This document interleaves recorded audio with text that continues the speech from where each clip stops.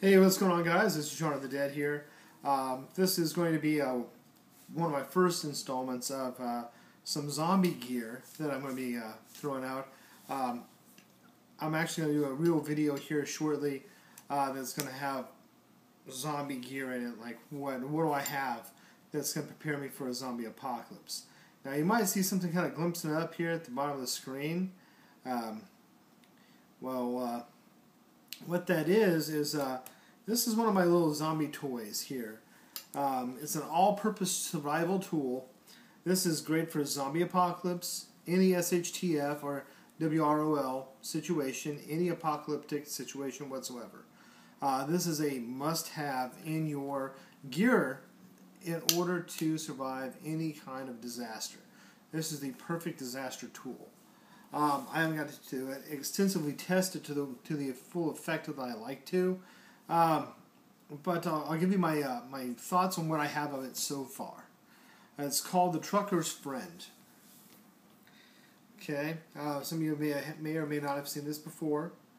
Obviously, it has a hatchet, a hammer, a nail puller, and a pry bar. Evidently, this hook is for chains. For snow chains for tires on trucks. So it's kind of an all-around use. The handle is a very interesting design handle. You can see that each one of them has their own little ledge. So whenever you grip it and you move it as such, it grips onto the ledge and doesn't allow for any slippage, and it gives you maximum pull power. So that's pretty cool. It's a little odd to get comfortable with at first. It feels a little funny in your hand because of the way the grip is, but after you play with it a little bit, it doesn't feel so bad, and whenever you actually pull against it, it allows you to have a good purchase on the handle here. So I kind of like that. It's kind of an interesting little thing. I was looking for a particular tool that would do multiple jobs. Now, where some of my friends are very wilderness survival intensive. He's tried out his tomahawk, and he thought it was going to be great for, taking care of firewood and, really, chopping things up and taking care of some stuff. But he chose to go with the big knife instead after some extensive use. You can check him out. His name's Grifter6. Where this is a completely different concept of what he's going for. I'm a zombie survival guy. He is more of a homesteader slash bushcrafter. So we have two completely different mindsets on what we're looking to get out of our equipment. What I'm trying to get out of my equipment is survival and whatever situation I might happen to get into. If I take this camping, I feel fairly confident that I could use it to chop with, even though I think other things would be superior, as my buddy's so proven in some of his trials, that a little hatchet like this may not be the best thing for processing wood. I do like the idea that I have an actual real hammer. That's kind of nice. I could pull nails with it. That means that if I want to fortify some type of a shelter, I can actually do so.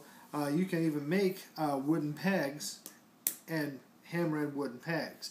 Now, you're not going to use your nail puller to pull them out, obviously, but at least you could use a hammer for different odds and ends.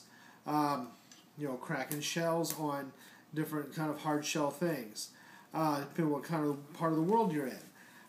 Now, realistically, in a zombie apocalypse, because that's what everything in mine boils down to, is a zombie apocalypse, raw, SHTF. It's all the backdrop is all going to be this, is the backdrop. The situation is you're probably going to be bugged out in an urban situation, either in a small rural town, or you're going to be in a city.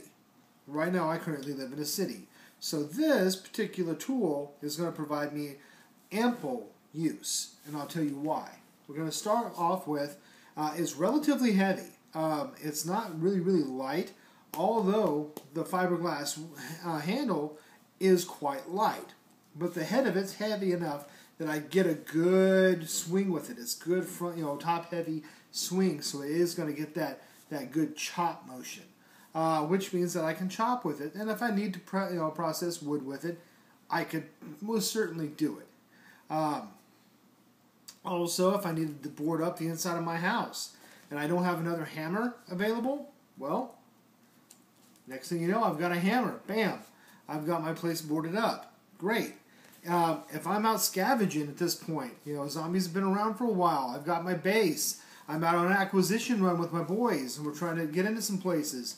Well, now I just jam this into the door frame, pop open a door. Instead of busting a window and drawing attention, I can use this to kick inside the door without as much noise by kicking the door or busting a window.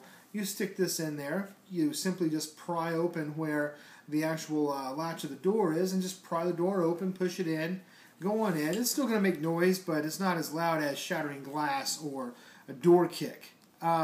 So that's not so bad. Now, if some of you guys have, happen to know how to pick locks, well, obviously that's going to be more superior as far as the sound is concerned. But if you're not as advanced with lock picking, it may take you some time to do it. This will take you a lot less time. You can also utilize this to pry open vehicle doors, pry open crates that you might find if you happen to get into a warehouse situation.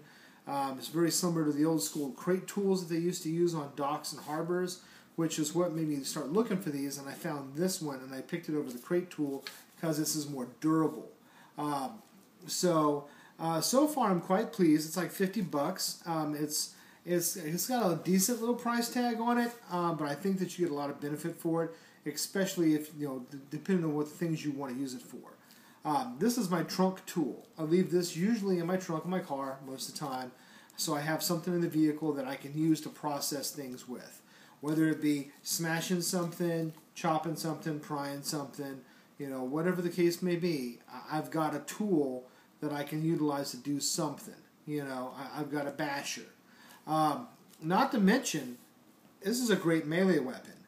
Not only can I do a chunk and stick it into and cleave into someone's skull, it would have to come from this direction for the most part. If you come straight down, it's not going to do that much. And of course, if you go by the correct zombie mythos, the higher brain functions are here. The lower animal brain functions are more towards the back of the head. But you want to try to split into the softer portions of the head. So you're probably going to be coming for more of a side strike. That's fine and dandy. Using the back of this, the claw hammer combination set, that might actually be your better option to just crush into the bone and keep on going. That might provide you a better option.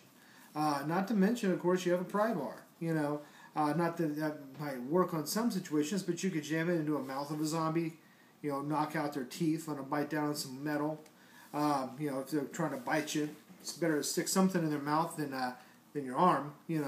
Like if you're fighting a dog, you offer them your arm so you can break their neck. Zombie, well, it means you're zombie chow, because now you're going to be bit, now you're going to turn, so that's it. This is a pretty good all-around zombie device. Again, it's all for a zombie apocalypse, and it's all centered around zombie apocalypse. But it's a pretty cool little tool in general. I think I'm going to be able to utilize this for several different things, and besides just a cool zombie toy to have around. I think it's going to be able to provide me a lot of different things. This is going to be one of the things I carry in my kit. I already have a machete in my kit that I carry in my bag, but I think this is something I might actually have to utilize. And my machete is part of my bug out bag. Well, this is part of my vehicle, EDC. So this is an everyday carry in my vehicle. I have this. I have a 511 GI Tantu. Not 511, a Cold Steel, a Cold Steel GI Tantu. In my car, I have this, so I have a couple of devices that are in there that's going to allow me to have some melee competent, equipment in a zombie apocalypse. If I get caught out somewhere, I'm not completely caught unarmed. I have a little something going on. I mean, obviously I'm going to have a firearm, but sometimes, firearms aren't the most strategic thing to use in a zombie apocalypse. Sometimes you have to be a little bit more quiet. You got to be silent with what you do. You don't want to go out there and go, hey, I'm over here, dinner bell served, bang, bang, bang, dinner bell. That bang, bang in a zombie apocalypse is the sound of a dinner bell. So unless you want to ring the dinner bell and you're the main course, you might want to tone down on some of your firearm firing, unless you have some really good suppression going on, some subsonic rounds with a good suppressor, and in a place where you're going to be able to echo the sound off of several buildings and be able to mask where you're at and be able to move. So unless you're being able to do something like that, or unless it just doesn't matter, the situation you're in is so dire you just may as well open fire, then that's okay too. So we'll get into that in the next portion of some of my videos on some of your zombie survival gear. But for right now, the Trucker's Friend. It's pretty cool. Give it a check out. They're about $50. All in all, I think it's a pretty sturdy piece of equipment. Like I said, the handle takes a little getting used to. It's a little uncomfortable at first. I thought about putting some Ranger bands on it, but the more I play with it, the more comfortable it starts to feel in my hand. And I kind of like the way that those grips purchase. It gives me a good purchase on it, so I swing. I don't feel like I'm going to let it slide out of my hand. So, again, as always, please give me a thumbs up. Please comment. I want to hear what your thoughts are on the Trucker's Friend. And what is some of the melee stuff that you're going to use in a zombie apocalypse. And as always, subscribe.